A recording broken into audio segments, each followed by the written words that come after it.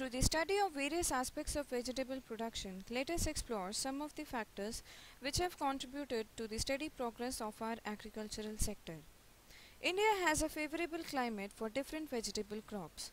So let's talk about different vegetable crops grown in India. Let's start with a basic understanding of vegetables. Well, vegetable is a culinary term.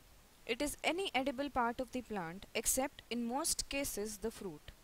Since vegetable is not a botanical term, there is no contradiction in referring to a plant part as a fruit while also being considered vegetable. Having said this, some plant foods that we consider vegetables are botanically fruit.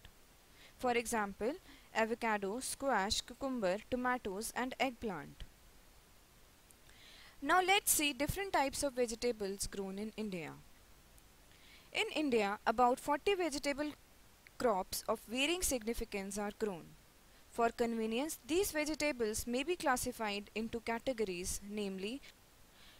So what are underground vegetables? In these vegetables, the food is stored in underground parts. The underground vegetables may be classified into two parts, that is roots and underground stems. Now what are herbage vegetables? They have the nutrient material stored in parts of the plant found above ground. It includes examples spinach, cabbage, lettuce, cauliflower. Next is fruit vegetables. The edible portion of this group is the fruit and hence called the fruit vegetables. It includes examples tomato, melons and gourds, chili, okra, etc. Moving further, let us study the classification of vegetables. Vegetables can be classified based on botany, hardiness, part used for consumption and the method of culture. Let's see one by one the basis of classification for vegetables. So what is botanical classification? Botanical classification simply means vegetables are classified based on botanical relationships of vegetables in responding cytology, morphology, taxonomy and crossability. The control requirements may vary. Example, Solanaceous family including potato, chili and brinjal. Next is classification based on hardiness. Vegetables are grouped as hardy or tender on the basis of tolerance to frost and tolerance to lower temperature. This gives information of season of growing, that is summer or winter. Now let's study classification based on part used for consumption. From roots to fruits, different parts of vegetables are consumed. On that basis, vegetables are classified such as if it's a root, it includes example carrot, if it's a fruit, for example tomato, and a tuber may include potato and sweet potato. And finally, the basis of classification is based on the method of culture. In this method, all those crops having similar cultural requirements are grouped together. They are botanically different. System has practical utility for vegetable grower. In this method, one can generalize cultivation practices for one group and thus avoid repetition individually for all crops. There are 11 classes.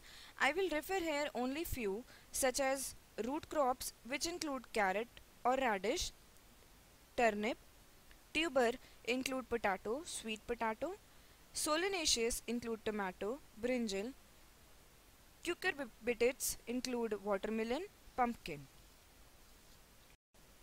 Next we'll study about preservation of vegetables. Vegetables are essential part of a healthy, well-balanced diet and are the body's last defense mechanism against diseases and illnesses. They are low in fat and calories, cholesterol-free and excellent sources of vitamins, minerals and dietary fiber. Furthermore, they are rich in antioxidants and disease-fighting plant substances that protect against many health conditions including cancer. Having said this, we can understand how important it is to preserve vegetables. Let us study methods for preserving vegetables. First is canning. Canning is a great method for preserving fruits and vegetables with a higher water content like tomatoes, mushrooms, beets and peaches. Some basic tips for canning fruits and vegetables include: choose only disease-free fruits or vegetables and wash them well before processing. Use clean jars and new seal lids. Process vegetables in boiling water or a pressure canner for specified amount of time. Next is freezing. Many vegetables keep well in freezer when blanched and frozen soon after harvesting. This can be the best method for retaining nutrients as well as color, texture and flavor. Most vegetables can last 8 to 12 weeks in freezer. Some basic tips for freezing are: freeze food immediately after packaging and keep freezer temperature at 0 degrees. Drying can also be used for preservation of vegetables. Drying fruits, vegetables and herbs is also a very easy process and can be done without any special equipment or can be speeded up by using the oven or a dehydrator. Precautions to be followed while implementing drying method include: be sure the fruits and vegetables are fully mature and disease free. Provide good air circulation while drying to prevent spoilage. Don't rush the process.